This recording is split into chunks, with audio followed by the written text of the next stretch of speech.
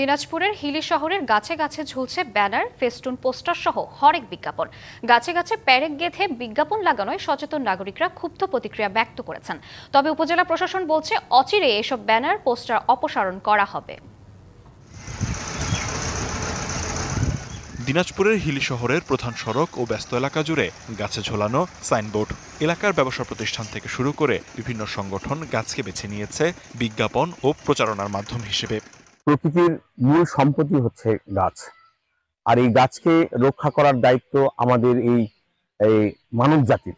গাছে আমাদের অক্সিজেন দেয়, বড় বড় প্যারাকের জন্য গাছ ক্ষতিগ্রস্ত হচ্ছে। কিন্তু পেরেক পোতায় গাছের গায়ে গভীর ক্ষত তৈরি হয়ে তা দুর্বল হয়ে শুকিয়ে যাচ্ছে, অথচ এই গাছে আমাদের অক্সিজেন ও ছায়া দেয়।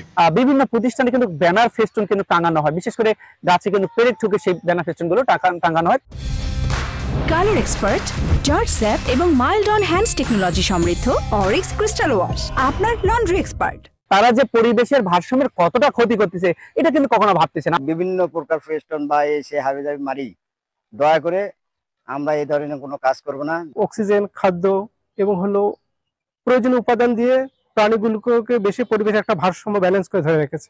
সরকারের কাছে বিনীত আহ্বান জানাচ্ছি এই জিনিসটার প্রতি প্রতিরোধমূলক কোনো ব্যবস্থা গ্রহণ করে। আমরা বিভিন্ন সভা সমাবেশ বা সেমিনার আমি যেখানে যাই প্রত্যেকটা জায়গায় ব্যাপারে আমি সকলের দৃষ্টি আকর্ষণ করব। ব্যবস্থা অবশ্যই নেব, যদি খুব বেশি মাত্রায় হয়ে যায় সেক্ষেত্রে আমরা হয়তো ওয়ার্নিং দিতে পারি বা কিছু কিছু ক্ষেত্রে ব্যবস্থা নেওয়া যেতে পারে। সুশীল সমাজের প্রতিনিধিদের অভিযোগ, পরিবেশ ও গাছ রক্ষার আইন মানা হচ্ছে না। প্রাকৃতিক পরিবেশ রক্ষায় কার্যকর উদ্যোগ নেওয়ার দাবি তাদের। DBC news desk.